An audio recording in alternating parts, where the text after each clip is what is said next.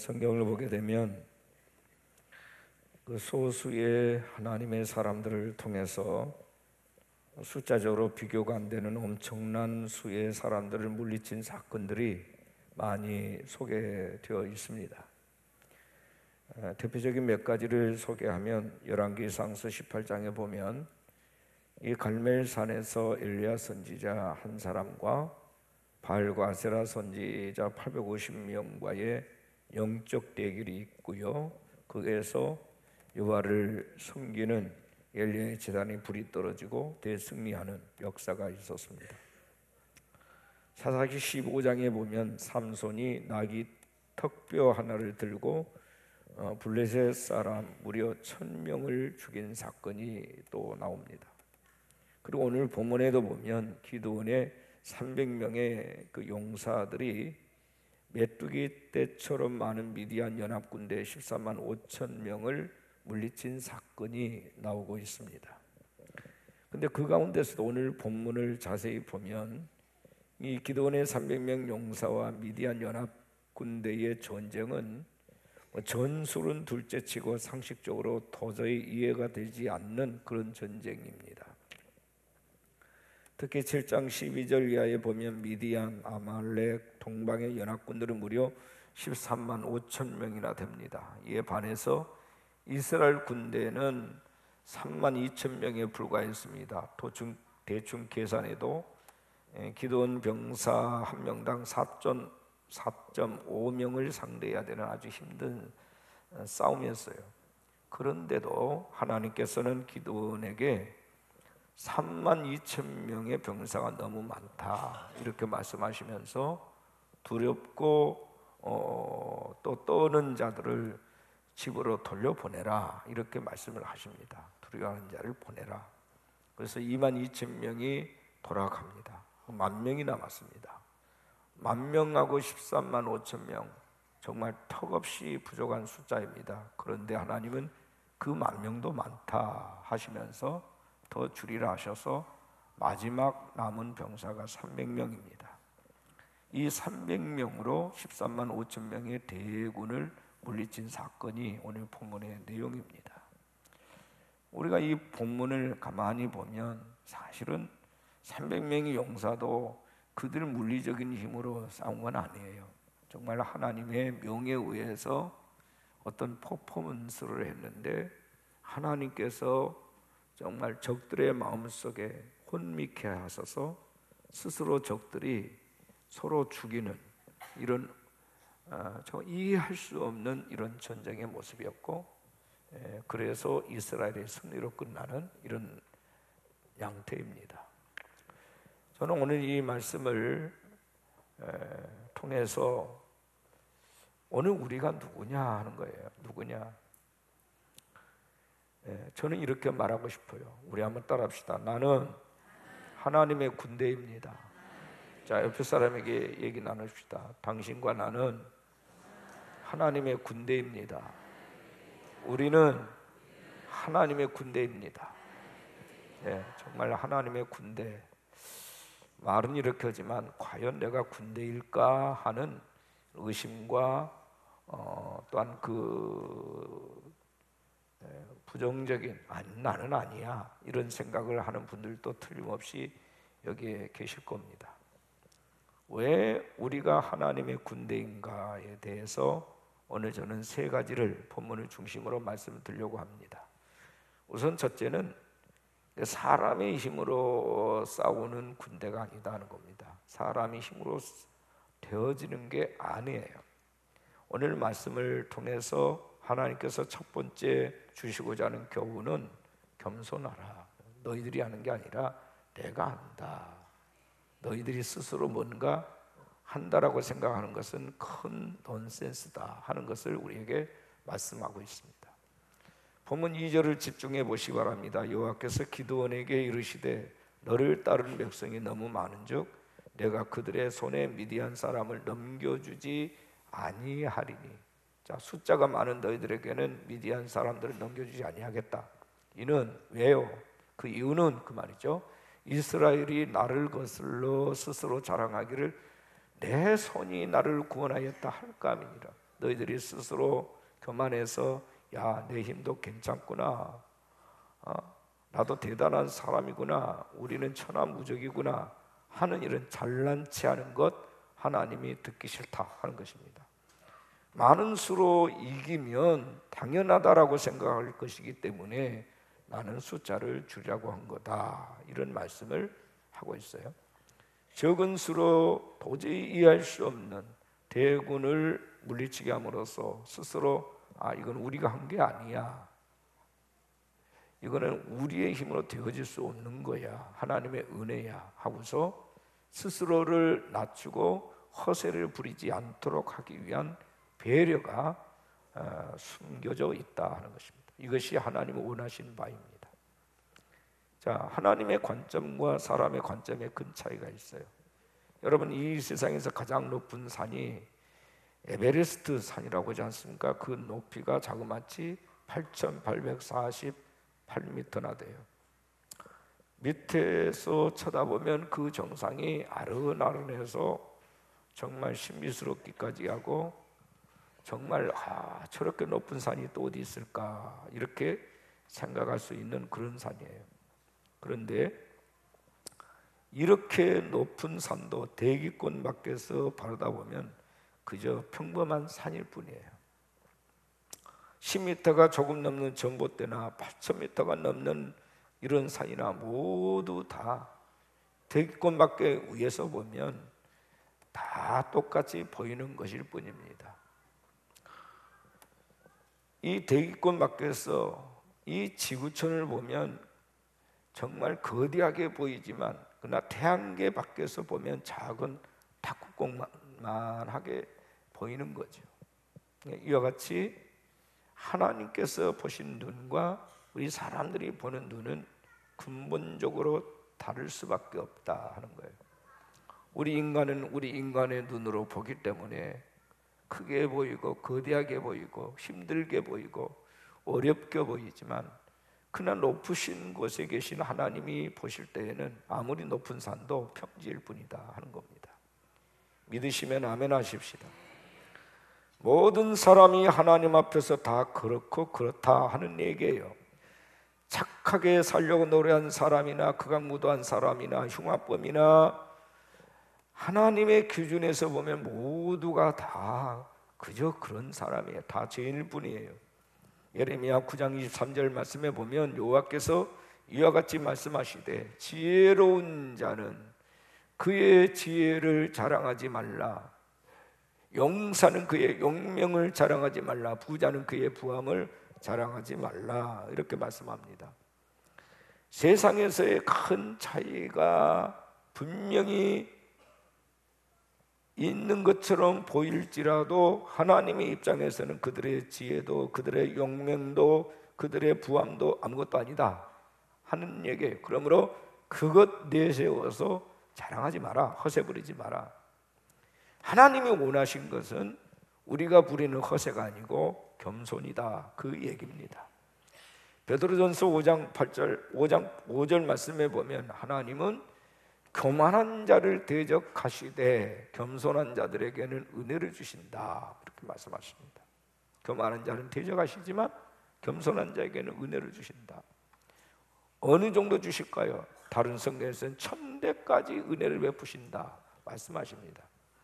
우리가 잘 아는 출애굽의 영웅 모세가 언제 하나님께 쓰임 받았습니까? 스스로 나는 아무것도 할 수 없습니다. 내가 누구한테 바로에 갈 수 있습니까? 내 나이를 한번 생각해 보세요. 나는 이제는 아무런 힘을 펼 수 없는 그냥 노인일 뿐입니다 할 그때에 하나님이 글을 쓰셨어요. 아마 그렇게 모세는 하나님 앞에 나는 할 수 없습니다 말하면서도 속으로는 이런 불만을 가지고 있었을 수도 있어요. 하나님, 부르시려면 40세 때 내가 이스라엘 사랑하고 내가 애굽의 왕자로 있을 때에 정말 내 안에 있는 피가 끓고 있을 그때에는 왜 사용하지 않으시다가 이제 와서 아무것도 할 힘이 없는 나를 부르십니까? 라고 그런 생각을 했을 수도 있는 대목이에요. 그런데 아무짝에도 쓸모없는 그 노인 모세를 하나님이 쓰셨어요. 잠언 29장 23절에 사람이 교만하면 낮아지게 되겠고 마음이 겸손하면 명예를 얻는다 라는 말씀을 했어요. 여러분, 세상에서 참 어려운 일들 가운데 하나가 뭔 줄 아십니까? 다른 사람들 앞에서 명함이라도 내밀 수 있는 사람들 있지 않습니까? 이른바 세상에서 한 자리 차지한다는 잘 나간 사람들, 이 사람들을 함께 모아놨을 때에 과연 이 사람들의 자리를 어떻게 배치할 거냐 하는 게 그렇게 고민이라고 한답니다. 자리의 배치가 생산성에 큰 지장이 있는 것도 아니고 국가안보에 심각한 어려움을 초래한 것도 아닌데 사람들은 자리 배치를 그렇게 중요하게 생각을 합니다. 한번 앉고 마는 그 자리 배치에 왜 그렇게 사람들은 목을 맬까? 어느 자리에 앉느냐에 따라서 자신의 명예와 자존심이 달려있다라고 생각하기 때문입니다. 또한 자리에 따라서 그들에 대한 대우가 달라지기 때문에 누구를 좋은 자리에 앉힐 거냐, 누구를 한간 자리에 앉힐 거냐 하는 문제를 굉장히 많은 사람들이 따져요. 그런데 성경은 겸손한 자에게 소망이 있다 이렇게 말씀합니다. 겸손한 자에게 소망이 있다. 세상의 관점에서는 어떤 사람이 잘났느냐, 어떤 사람이 스펙이 좋으냐, 어떤 사람은 비주얼이 좋으냐, 어떤 사람은 얼마나 많이 가졌느냐 등등 이런 것들을 기준으로 삼아가지고 사람들을 질서체계를 만들려고 하지만 하나님은 모든 것을 다 무시하신다 이거죠. 그들이 아무리 잘났어도, 그들이 아무리 똑똑해도, 아무리 출세했어도, 아무리 권력을 가졌어도 우주 밖에 계신 하나님의 눈에서 볼 때에는 그 사람이 이 사람이고 이 사람이 그 사람이라고 말해요.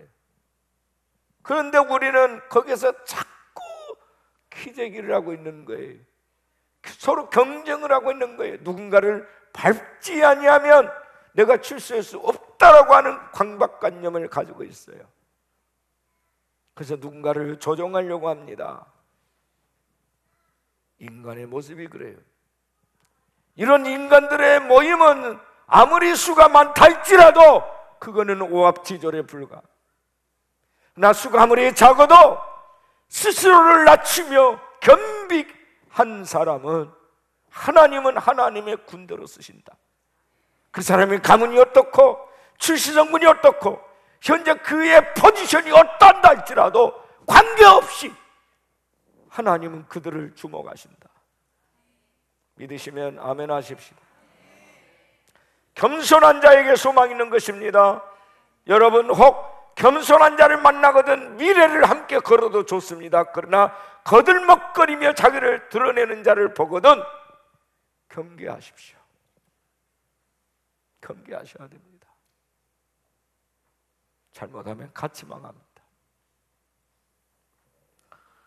왜 우리가 하나님의 군대이냐? 두 번째, 하나님만을 신뢰하는 사람이기 때문입니다. 절대 믿음이에요. 하나님만을 신뢰하는 사람, 사람이 아니라. 하나님은 믿음이 담대한 사람을 통해서 역사하신 분이십니다. 겨우 300명으로 14만 5천 명이나 되는 미디안 대군을 대항해서 싸우게 하시는 이유가 뭘까? 그것은 오로지 하나님만 의지하는 믿음의 사람들을 통해서 내가 나의 승리를 쟁취하겠다라는 하나님의 강한 의지적 표현이에요. 하나님이 싸우는 거지 우리가 싸우는 게 아니거든요.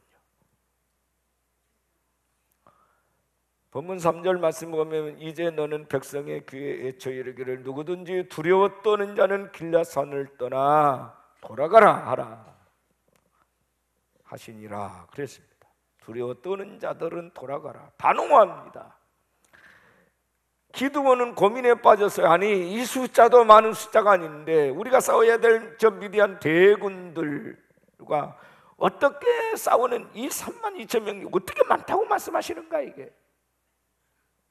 보냈어요. 근데 10,000명이 남았어요. 그래도 많다고 말씀하세요.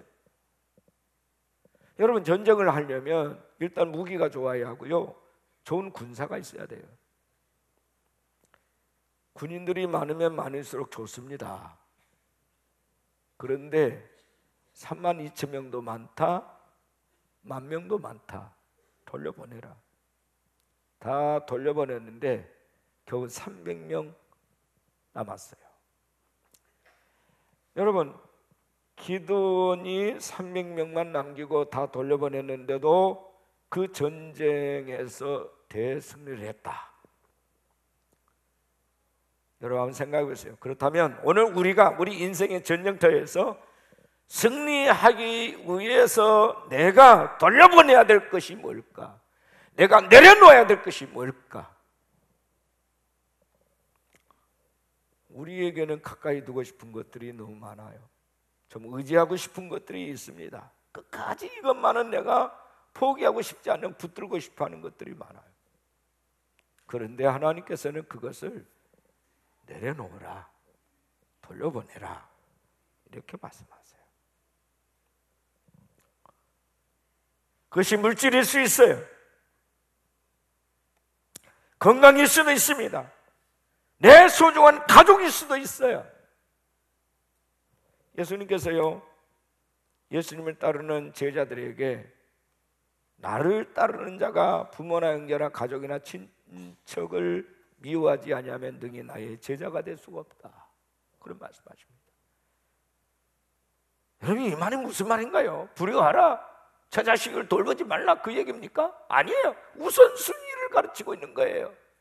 부모냐 나 예수냐, 너의 자식이냐 나 예수냐를 묻거든 너는 먼저 무엇을 선택할 수 있겠느냐, 이게. 나의 제자라면 너희들이 나를 선택한 것이 우선이다, 그걸 말씀하고 있는 겁니다.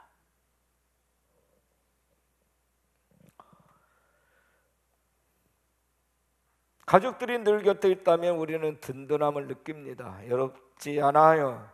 그러나 가족들이 떠나게 될 때는 고독하게 되겠죠. 또 내 주머니에 돈이 두둑이 있다면 든든함을 느낍니다. 그래서 뭐니 해도 뭐니가 최고다, 그런 말을 하지 않습니까? 내 주머니에 돈이 든든히 있으면 어디를 가도 평안합니다. 그러나 주머니가 텅 비어 있으면 늘 불안해요. 누군가가 내게 와서 점심 한 끼 사라 할까 봐 걱정스럽습니다. 도대체 왜 우리 하나님은 우리가 생각하고 있는 소중한 것들을 돌려보내라고 하실까? 그것은 오로지 하나입니다. 전능하신 하나님을 우리의 가슴 속에 확실하게 각인시키시기 위해서, 오직 이거 하나. 해당장 야이로라는 사람에게 12살 먹은 예쁜 딸이 있었는데, 이 딸이 어느 날 원일 모를 병에 걸려서 시름시름 앓고 있습니다. 이 해당장이 그 딸 문제를 가지고 예수님께 나왔어요. 예수님, 내 딸이 지금 죽게 생겼습니다. 그때 예수님은 그래, 내가 가서 고쳐주겠다 하고서 그의 손을 잡고 동행을 합니다. 근데 가는 도중에 12년 동안 혈류증을 앓는 한 여인을 만나게 되므로 시간이 지체가 돼요. 야이로의 마음은 숫덩이처럼 타들어갑니다. 이때 해당장 그 집에서 사람이 달려와서 말합니다. 당신의 딸이 이미 죽었으니 이제 예수님을 더 이상 괴롭게 하지 마십시오 라고 말합니다. 해당장은 아마 거기에 덜썩 주저앉았을 거예요. 근데 주님은 그 해당장에게 이렇게 말합니다. 두려워 말고 믿기만 하라. 따라합시다. 두려워 말고 믿기만 하라. 그냥 믿기만 하래요. 딸이 죽었는데. 여러분, 우리가 살다 보면 슬픔이나 어떤 상실감을 느낄 때 있어요. 그때는 누구의 위로도 위로가 되지 않아요. 그냥 내버려 두는 것이 오히려 그를 위해서 좋을 수 있어요. 정신건강에도 좋을 수 있어요. 근데 믿기만 하라는 헛된 기대를 심어주는 것은 옳은 일이 아닐 수 있습니다. 빨리 현실을 받아들여야지. 괜한 기대만 가지게 하면 해당자에게 2번의 고통을 주는 것 아니겠습니까? 그런데 주님이 몰라서 그 말씀하셨을까요?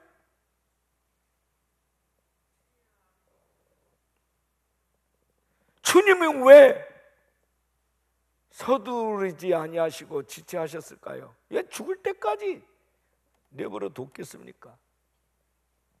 주님이 도대체 누구예요? 사람들은 예수님의 제자들마저도 주님은 선생이라고 그랬어요. 근데 주님은 구세주세요. 하나님이시라고요. 죽은 자를 살리신 생명의 주인이시란 말입니다. 이것을 가르쳐주고 싶었어요.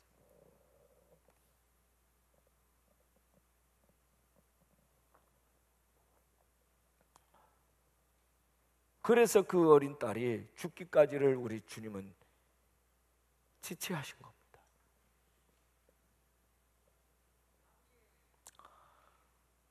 여러분, 우리가 믿음이 없을 때는 숫자에 의해서 좌우가 돼요. 숫자가 많으면 힘이 나고 용기가 생깁니다. 돈도 좀 많으면 마음이 든든하죠. 돈이 없어지면 패배할 줄만 같고 인생이 행복할 것 같지 않다는, 못 살 것 같은 이런 염려가 있죠.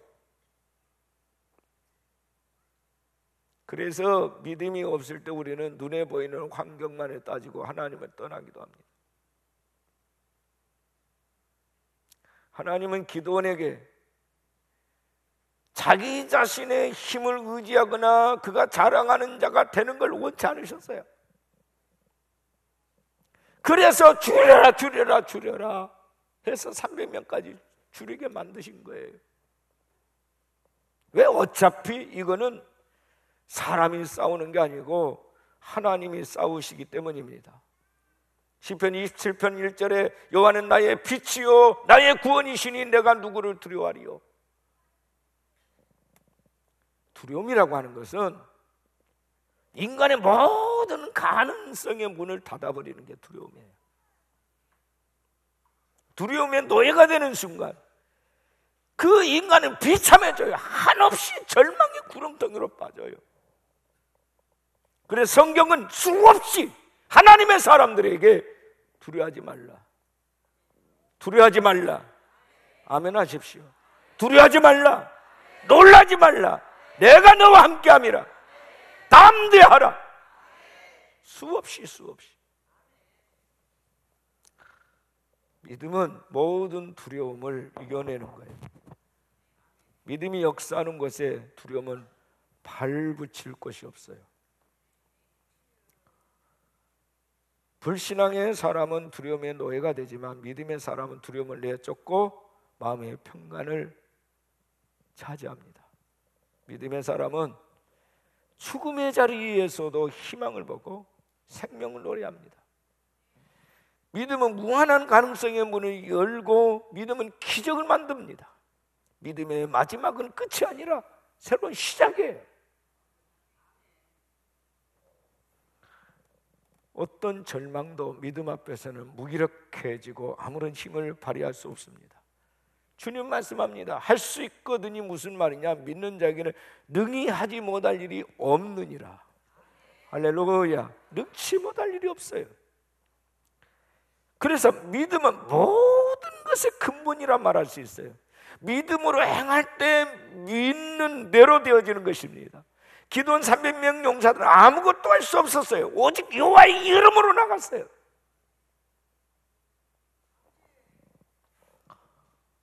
우리가 영적 전쟁을 수행함과 어려운 문제를 해결함에 있어서 하나님을 믿는 확신으로 나가는 것만이 승리의 요건이 된다, 그 말입니다.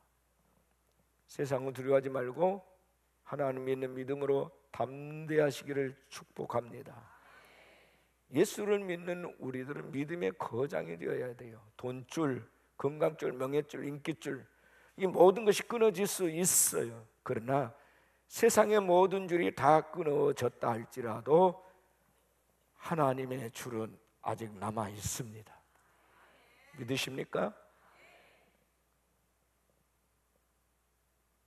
그래서 하나님은 행여 우리가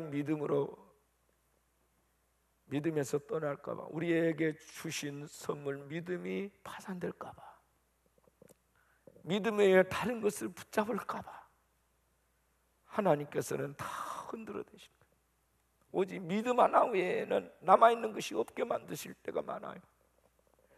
내가 의지하는 그거, 이것 없이는 못 살겠다고 하는 그 순간 하나님은 그것을 거두세요. 하나님, 이것은 있어도 되고 없어도 됩니다 하는 사람에게는 더 주셔요. 그러나 나는 이것 없이는 못 삽니다 하는 사람에게는 하나님 거두세요. 정말 네가 그것 없이도 못 산다고 말할 수 있겠느냐? 내가 있지 않느냐? 내가.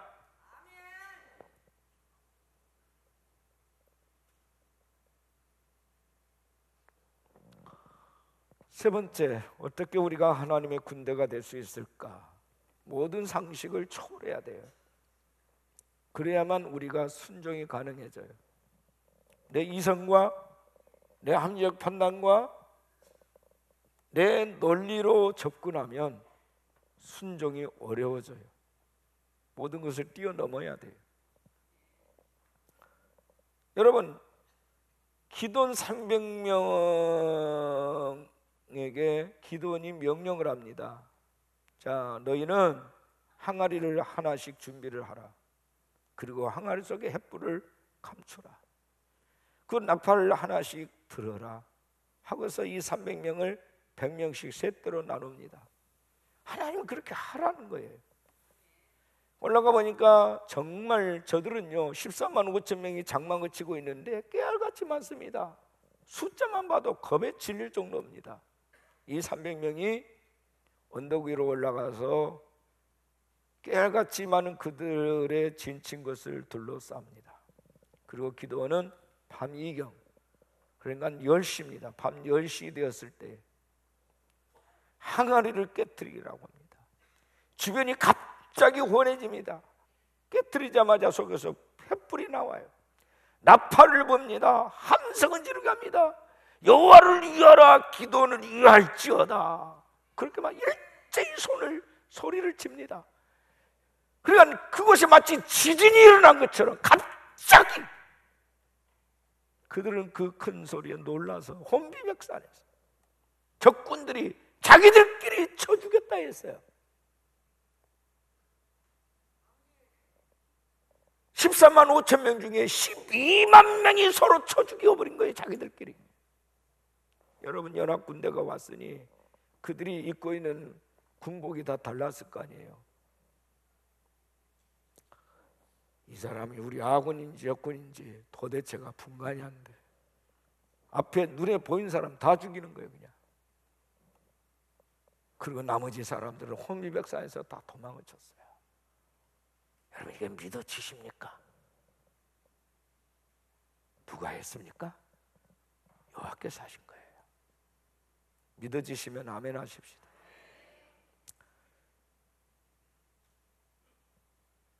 말도 안 되는 전쟁이지만 하나님은 이 전쟁을 그렇게 이끄셨어요. 역사적인 사실이에요. 여호와는 누구십니까? 시편 24편 7절 8절의 문들아 너희 머리를 들지어다. 영원한 문들아 들릴지어다. 영광의 왕이 들어가시로다. 영광의 왕이 누구시냐? 강하고 능한 여호와시요 전쟁에 능한 여호와시로다. 아멘. 전쟁에 능한 여호와시로다.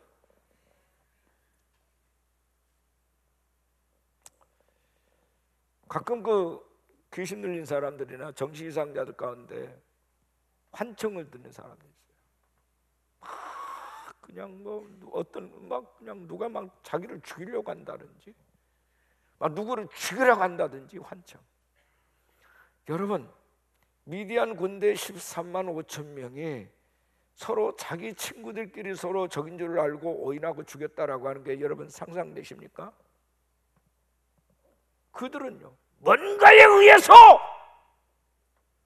혼란스러워지기 시작해요. 환청이 들릴지도 몰라요. 네 앞에 있는 사람은 적이다. 너는 저 사람을 안 죽이면 네가 죽는다. 이렇게 된 거예요.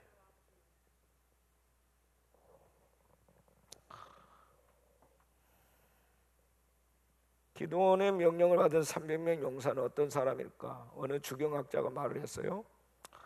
유대인들이 흔히 이방인들 같은 사람들을 비하시킬 때 하는 말이 뭐예요? 개라고 말합니다. 개. 예수님께서도 수로보니게 한 여인에게, 이방인에게 개라고 부른 적이 있어요. 그것은 그를 폄하하기 위해서가 아니라 그 믿음을 시험하고자 하셨다 했어요. 이 300명, 남은 300명은 어떻게 그들을 구별시켰습니까? 손바닥에 물을 담아가지고 개처럼 핥는 자를 남겨둔 사람들이 그 300명이에요. 개처럼 물을 핥아먹은 사람들. 어찌 보면 거기에서도 가장 형편없는, 내놓을 게 없는 사람들, 골라도 그런 사람일까 하는 정도의 사람들이에요. 어떤 분은 막 물을 손바닥에 담아가지고 이렇게 막 적군들의 동태를 살피면서 정말 지혜롭게 대처한 사람을 골랐다고 하는데, 아니요, 그게 아니에요. 소수를 골랐습니다.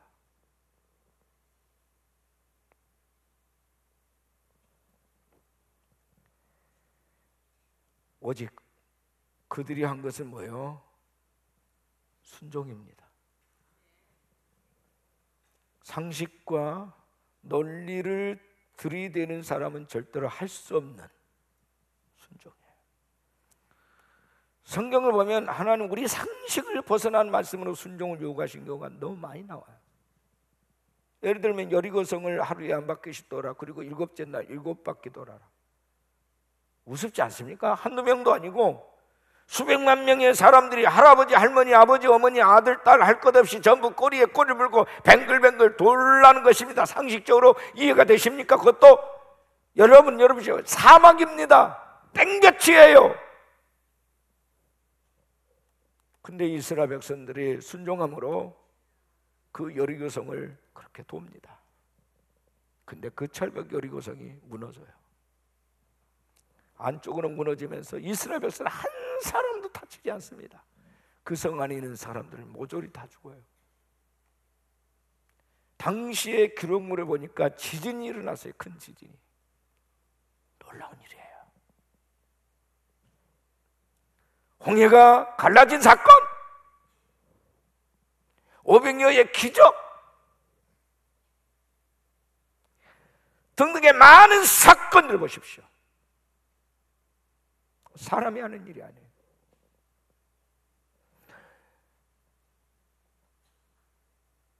사르밧 가부댁에 마지막 식량을 하나님 내놓으래요. 그거 먹고 두 아들과 함께 이제 죽을 참이에요. 내놓으래요. 내놨던, 순종했는데 기적이 일어났어요. 우리 한번 따라합시다. 순종이 능력입니다. 순종이 축복입니다. 순종이 여러분 하나님의 역사를 경험하게 하는 비결이에요. 여러분, 많은 여러분들이 문제 닥치게 되죠. 그 문제에 대한 해답, 가로 열고 가로 닫고, 마지막 하나님께서 저와 여러분을 통해서 확인하고 싶어하는 답이 뭔 줄 아세요? 순종이라는 단어예요. 아브라함이 100세의 아들 낳았어요.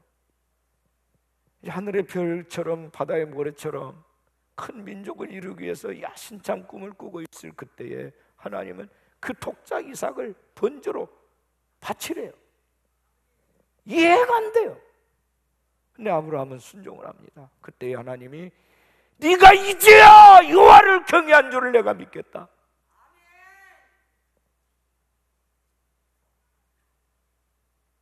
근데 창세기 22장에 보면 아브라함을 시험하시려고 라고 돼 있어요. 시험. 무슨 시험이에요? 순종 시험이에요. 여러분, 호가호이라고 하는 한자말이 있어요. 이 말의 뜻을 혹시 아십니까? 호가호이. 이 호랑이가 여우를 잡았는데 이 교활한 여우가 호랑이에게 이렇게 말합니다. 나는 하늘의 명을 받고 내려오는 왕이다. 네가 나를 잡아먹으면 나를 백수의 왕으로 정하신 천재의 명을 어기는 것이니 천벌을 받게 될 것이다. 내 말이 믿겨지지 않으면 내가 앞장설 테니까 너 내 뒤를 따라와 봐라. 나를 보고 달아나지 않는 짐승이 하나도 없을 것이다. 그래요. 호랑이가 여우 뒤를 따라가기 시작합니다. 여우 말대로 만나는 짐승마다 달아나기에 바쁜 거예요. 사실 짐승들이 달아난 것은 여우 뒤에 따라오는 호랑이 때문이었거든요. 근데 이 등신 같은 호랑이는 그걸 모르는 거예요. 여우는 호랑이의 힘을 빌려서 거짓 위세를 떨쳤습니다. 이것을 허가호위라고 그래요. 허가호위. 오늘 우리 크리스찬들이 누구인가? 성도들이 누구인가? 하나님의 위세를 가지고 사는 사람들이에요. 우리의 배후에는 전능하신 여호와 하나님이 계셔요. 원수마귀가 떠는 것은 나 때문이 아니라 내 뒤에 계시는 우리 배후에 계신 여호와 때문에 떤단 말이에요. 여러분 기억하십시오.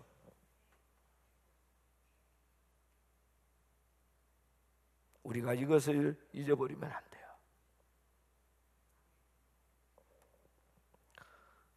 때로 우리가 근시안적인 판단을 믿고 살다가 좌절하고 뒤돌아서게 되는 것을 경험합니다. 무기력한 그 자리에서 일어나시기를 축원합니다.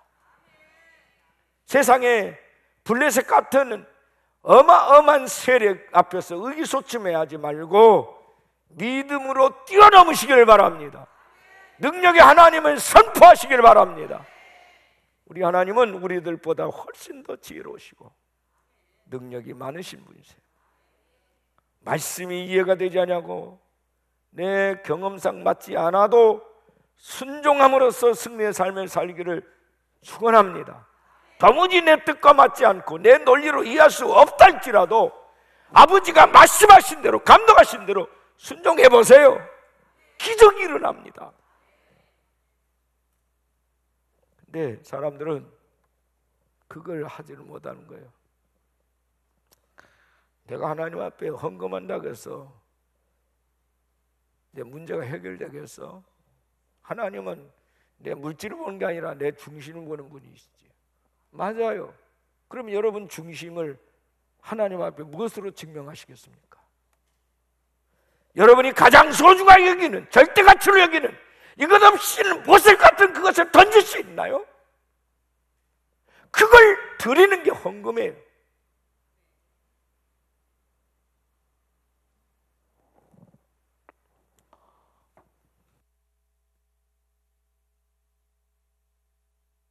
여러분은 어느 편에 서 있습니까?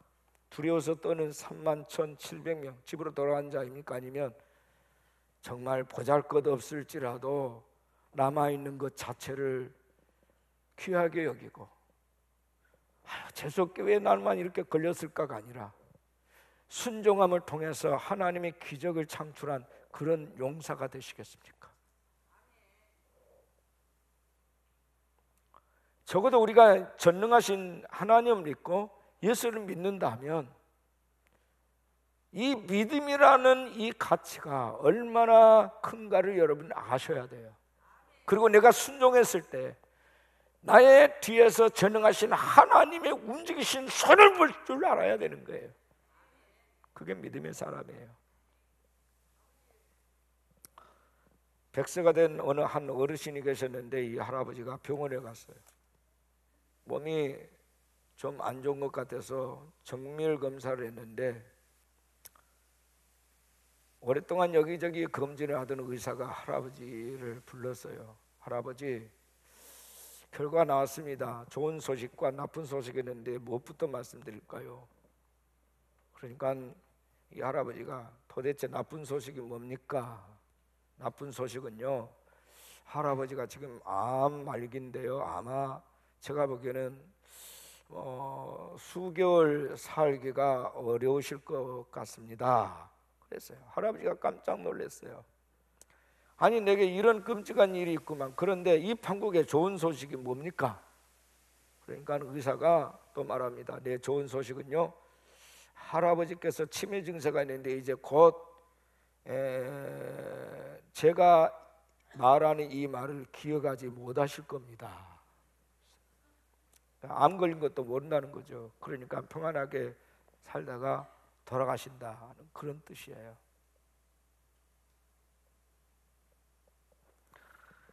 자, 우리 성도에게 좋은 소식이 있고 나쁜 소식이 있습니다.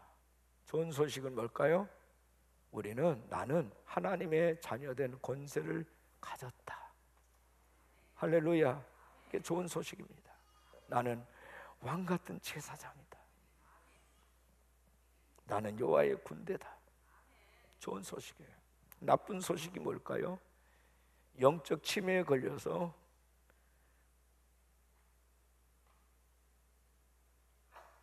내가 하나님의 자녀된 권세를 가졌다는 사실을 잊어버리는 거예요.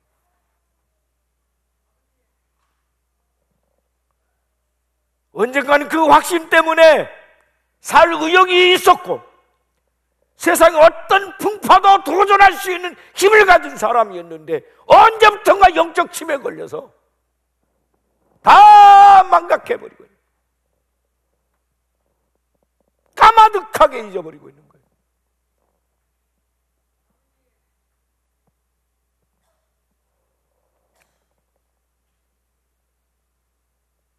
마치 양심이 화인 맞은 사람처럼 죄를 지면서도 가책을 느끼지 않아요. 지금까지 하나님이 은혜로 나를 붙들고 오셨음에 대해서도 다 망각한 채 여전히 불안해하고 여전히 절망해하고 여전히 힘들어해하는 그런 삶을 사는 거예요.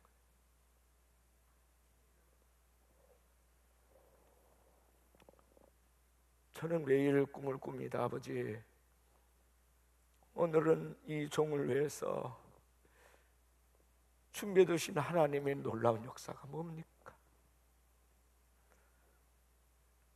제가 하나님 앞에 깨어지고 내 인생이 터닝포인트가 온 후에 지금까지 39년 동안을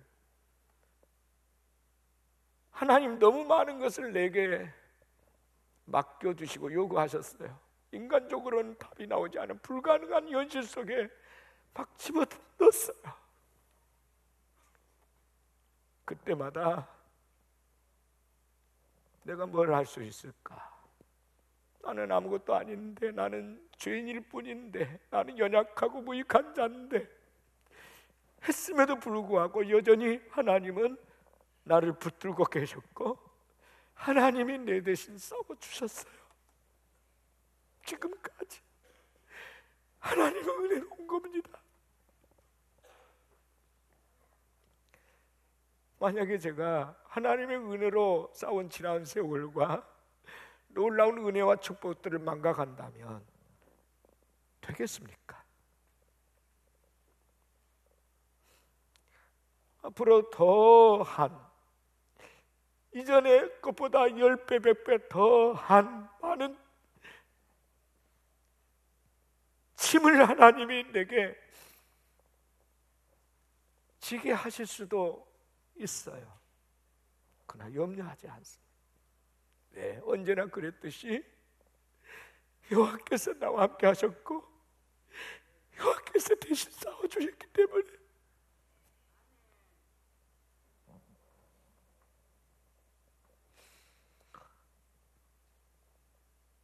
내가 오늘 할 수 있는 것은 순종입니다.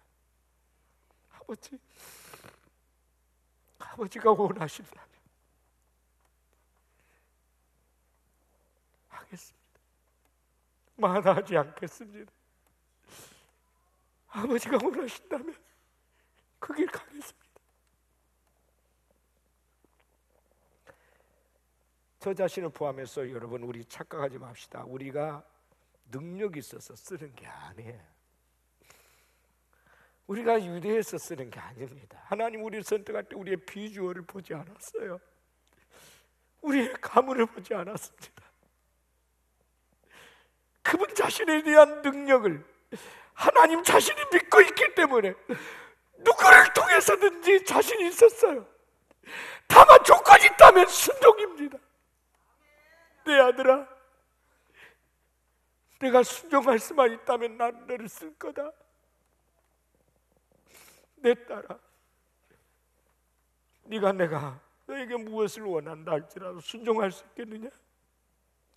그러면 내가 너를 쓰겠다.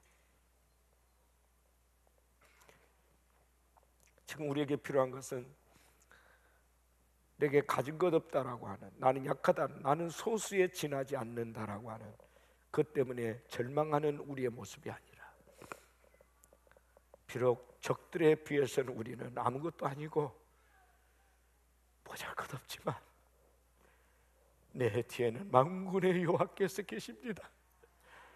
여호와께서 하십시오. 절대 믿음을 가지고 겸손하게 엎드리고 아버지께서 부르실 때마다 순종할 수만 있다면 하나님은 계속해서, 지금까지도 그래왔지만 하나님 나라 갈 때까지 저와 여러분을 주목하시고 귀하게 쓰실 줄로 믿습니다.